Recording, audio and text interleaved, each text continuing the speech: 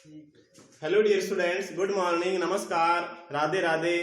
स्वागत है आप सबका एक बार फिर डीपीएस की ऑनलाइन क्लास में। मैं आ गया हूं वापस आपको पढ़ाने के लिए और आप तैयार हो जाइए पढ़ने के लिए। आपको पता है स्कूल नहीं खुलने वाले हैं और तब तक हमारे को ऐसे ही पढ़ना है और पढ़ना नहीं है जैसे ऑफलाइन क्लास में पढ़ते हो ठीक वैसे ही पढ़ना है। तो मैं आपसे उम्मीद कर रहा हूँ जैसा मैं कह रहा हूँ आप मेरी उम्मीदों पर खरे उतर रहे होंगे। आपको पता है हम एक चैप्टर कहूं तो पूरा कर लिया एक बेसिक के रूप में, उसके बाद हमने एक और टॉपिक उठाया वो फूड कंपोनेंट्स का, वो भी हमने पूरा कर लिया है लगभग। और कुछ प्रश्नोत्तर जो है, कुछ क्वेश्चन आंसर जो है वो हम कर रहे हैं। कल हमारी क्लास थोड़ी छोटी हो गई थी, वो बिकॉज ऑफ रेन, ज्यादा बारिश आ गई थी, इस कारण से वो साउंड मिसमैच हो रही थी, इस कारण से क्लास को बीच में ही रोकना पड़ गया। तो आपसे उम्मीद कर रहा हूँ कम से कम आपको जो ब्लैक बोर्ड पे लिखा हुआ था वो तो अच्छे से दिख रहा होगा, तो उससे देख करके आप अपनी बुक से क्वेश्चन नोट करके आप आंसर कर लिए होंगे आपने। आपको पता मैंने बहुत कोशिश की थी कि जो बारिश आ रही है उस साउंड को कम कर दूं और सिर्फ मेरी आवाज ही आप तक पहुंचने दूं, लेकिन बहुत तेज बारिश आ रही थी, इस कारण से आप मेरी आवाज नहीं पहुंच पा रही थी, इस कारण से मेरे को क्लास को बीच में रोकना पड़ गया।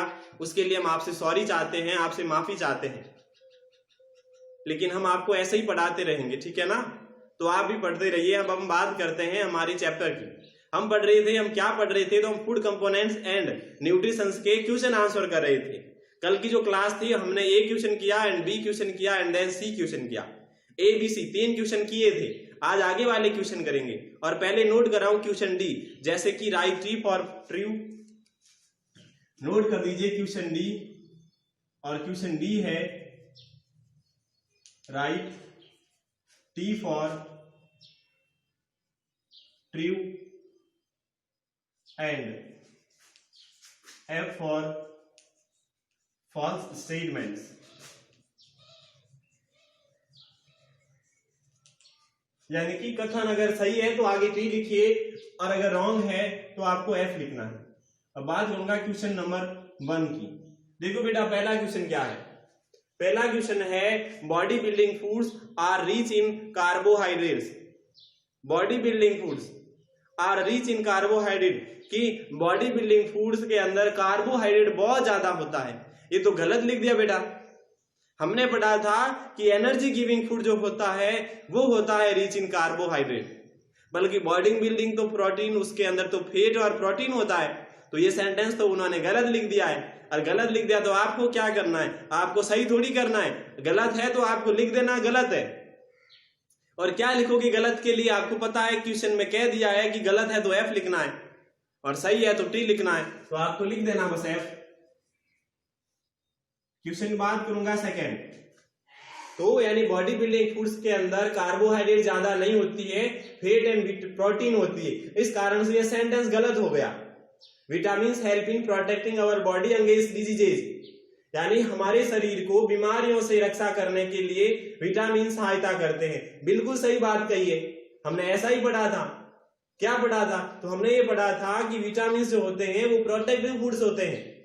प्रोटेक्टिव फूड्स यानी बीमारियों से हमारी रक्षा करते हैं, वही विटामिन कहलाते हैं। तो एकदम सही सेंटेंस लिखा हुआ है। अब सही सेंटेंस लिखा हो तो आपको लिख देना है क्या, टी लिख देना बस। बात करूंगा थर्ड स्टेटमेंट। स्टेटमेंट थर्ड कहता है stored food items contain more nutritions than fresh food item. Stored food item contain more nutritions than fresh food items. Fresh का मीन्स होता है ताजा, कि ताजे भोजन की वस्तुओं की तुलना में जो स्टोर्ड फूड होते हैं, पहले से जो पड़े हुए फूड होते हैं, उसके अंदर ज्यादा पोषक तत्व होते हैं। ऐसा हो सकता है क्या? अगर ऐसा होता तो हम फ्रेश चीजें क्यों खाते? हम तो काफी दिनों पड़ी जो चीजें होते हैं वही खा लेते हैं। ये बिल्कुल गलत लिखा हुआ है। ऐसा नहीं होता है कि फ्रेश फूड आइटम्स की तुलना में जो स्टोर्ड फूड आइटम होता है उसके अंदर मोर न्यूट्रिशन कंटेन होते हैं। ये गलत है तो आपको फॉल्स ही लिखना है। बात करूंगा नंबर 4 स्टेटमेंट की, और 4 स्टेटमेंट कहता है starch is a type of carbohydrate present in food. Starch is a type of carbohydrate present in food. यानी कि स्टार्च कार्बोहाइड्रेट का एक प्रकार है जो भोजन में पाया जाता है। बिल्कुल सही बात कही है, तो आपको यहाँ टी ही लिखना है। बात करूंगा 5 की। आपको पता, हम जो भोजन करते हैं, स्टार्च होता है, शुगर होता है, ग्लूकोज होता है, वो क्या होता है? वो कार्बोहाइड्रेट का सोर्स होता है।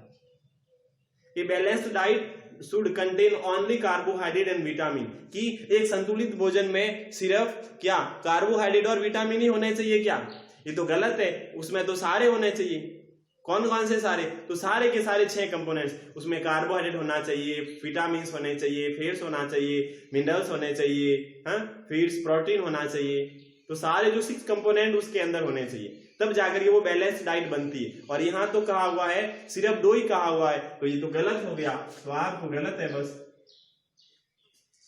क्वेश्चन ई की बात करता हूं। ई क्वेश्चन है a balance diet, sorry fill in the blanks है। कौन सा है? Fill in the blanks.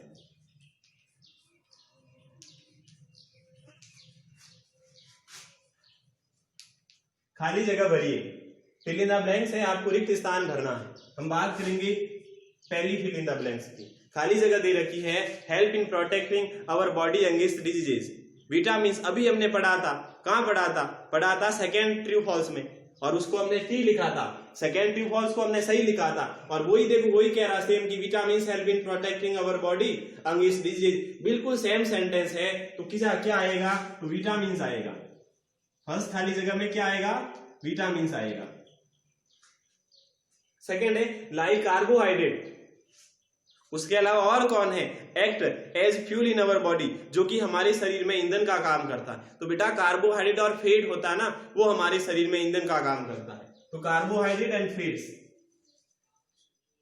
Second fill in the blanks में फैट्स आएगा।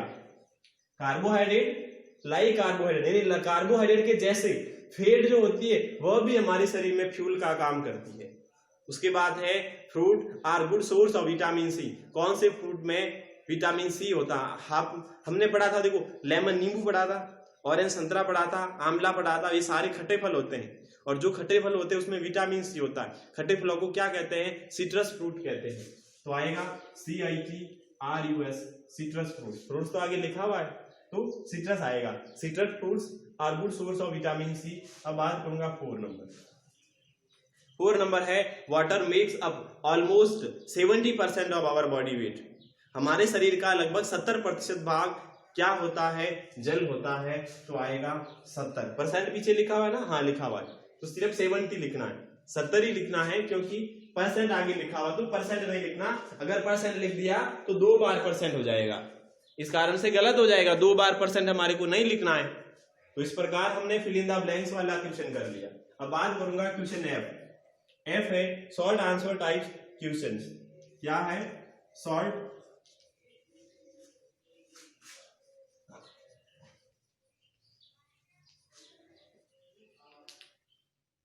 पहला क्वेश्चन फर्स्ट है why are protein important for us. Protein हमारे लिए क्यों महत्वपूर्ण है? अब प्रोटीन क्यों महत्वपूर्ण है? प्रोटीन क्या करती है हमारे लिए? तो आपको पता है प्रोटीन बॉडी बिल्डिंग फूड है, इस कारण से हमारे शरीर के लिए महत्वपूर्ण है। तो ऐसे लिख देना, protein are body building foods. Answer PROTEINS, proteins are body building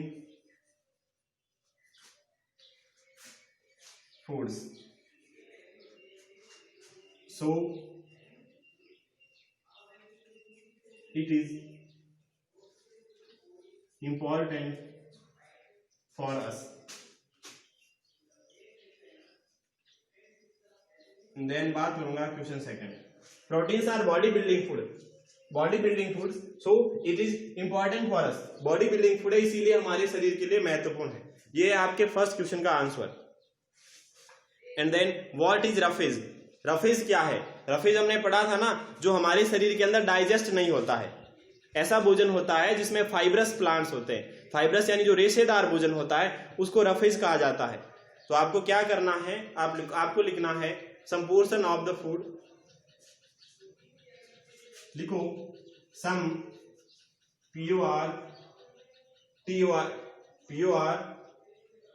TAIN,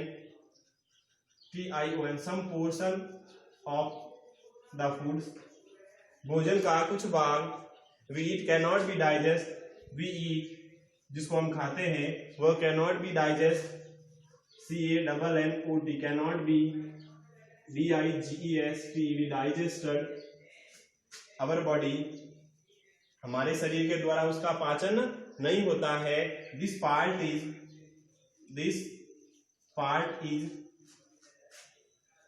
mainly, MINALY, mainly, CELLULOSE, cellulose होता है, और it is a carbohydrate, it is a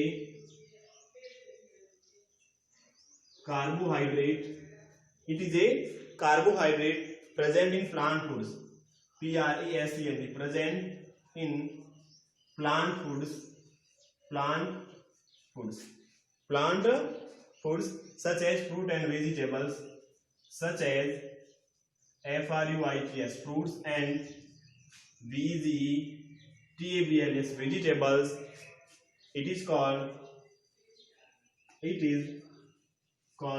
ROUGHAGE. इसी को रफेज कहा जाता है। क्या? Some portion of the foods we cannot be digested our body, यानी भोजन का कुछ भाग जो हम खाते हैं वो शरीर के